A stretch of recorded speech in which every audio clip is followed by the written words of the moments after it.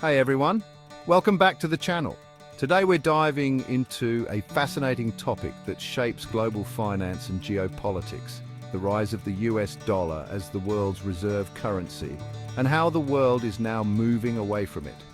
Stick around to learn more about this monumental shift that's taking place right now. The story of the US dollar's dominance began right after World War II. In 1944, world leaders came together at the Bretton Woods Conference to build a new global financial system.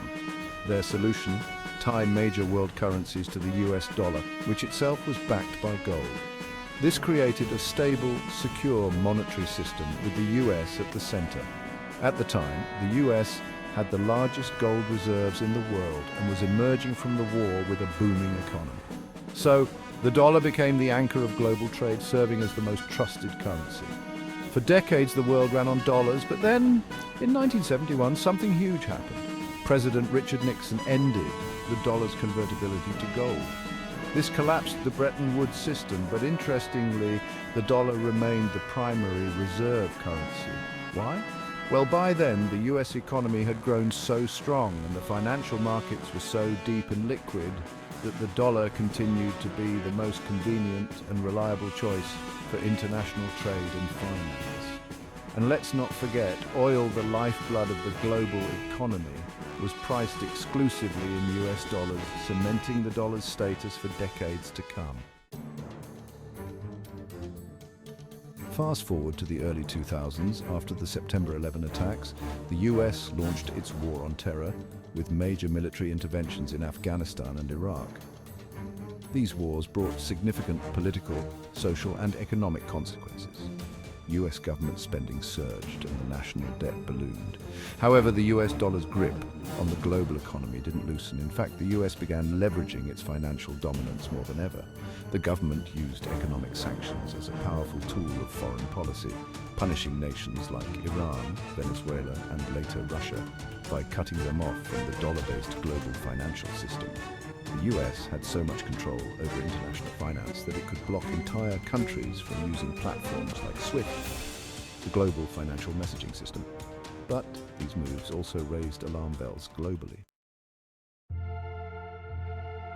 Many countries, especially those in the Middle East and parts of the global South, started resenting the US for its military interventions and heavy-handed use of economic sanctions. These interventions, like the wars in Iraq and Libya, were often framed as efforts to promote democracy. But they led to regional destabilization, loss of civilian lives, and long-term chaos. The US's use of the dollar as a geopolitical weapon only fueled this discontent. As sanctions hit ordinary citizens in targeted countries, it became clear that reliance on the US dollar carried serious risks. Countries like Russia and China, frequently at the receiving end of these sanctions, started to push back. They began looking for ways to reduce their dependence on the US-dominated financial system.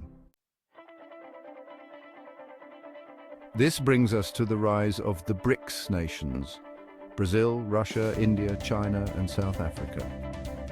These emerging economies have been growing rapidly, and with their increased economic power, they've started challenging the Western-dominated financial system.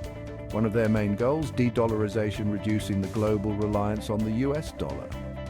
BRICS countries have been advocating for the use of their own currencies in international trade. For example, Russia and China now settle much of their trade in their local currencies, the yuan and the ruble. By 2023, trade between these two nations surged to $240 billion, and 95% of it was conducted in their own currencies. The same goes for Russia and India, where trade volumes have grown significantly, with more transactions being settled in rupees and rubles. It's not just the BRICS nations either. Countries in Southeast Asia are also exploring ways to reduce their reliance on the US dollar. ASEAN nations like Indonesia, Malaysia and Thailand are developing local payment systems and promoting the use of their own currencies in trade. This growing trend highlights a global shift towards financial independence from the dollar. Another critical part of this de-dollarization movement is the use of digital currencies and blockchain technology. Russia, for example, has been developing a new international payment system that bypasses traditional financial structures like SWIFT. They're working on a multi-currency network that allows countries to settle transactions in their own currencies through central bank connections. And this isn't just theoretical. Blockchain technology and distributed ledger technology, or DLT, are being actively explored by countries around the world. These systems offer faster, cheaper, and more secure cross-border payments by eliminating the need for traditional banking intermediaries. Many experts believe that if widely adopted, these technologies could save nations billions in transaction fees and drastically reduce the time it takes to settle payments. Even beyond BRICS, regions like Southeast Asia are also working on cross-border digital payment systems, allowing them to trade using local currencies without needing the US dollar or other Western currencies. Indonesia, for instance, is pushing for the use of local bank-issued credit cards to reduce its dependence on foreign financial systems, shielding its economy from geopolitical risks. So what does the future hold? Many experts and global leaders are advocating for a new, more stable reserve currency system, one that is less reliant on the US dollar. This change is being driven by the rise of powerful economies like China and India, as well as the growing use of alternative currencies and digital payment platforms. At upcoming BRICS summits, leaders are expected to continue discussions on creating a new financial system that's more decentralized and better protected from US sanctions. Russia, in particular, is pushing for greater capital investment in the BRICS New Development Bank and for the development of a digital infrastructure to facilitate global trade.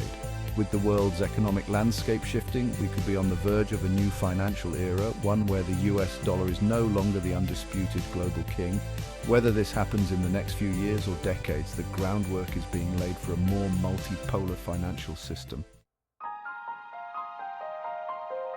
And that's where we stand today, folks. As the global economy evolves, the dominance of the US dollar is being challenged like never before. What do you think about this shift? Do you see the world moving away from the dollar, or is it here to stay? Let us know your thoughts in the comments below. If you enjoyed this deep dive into global finance, don't forget to like, share, and subscribe for more content like this. Thanks for watching, and we'll see you in the next video.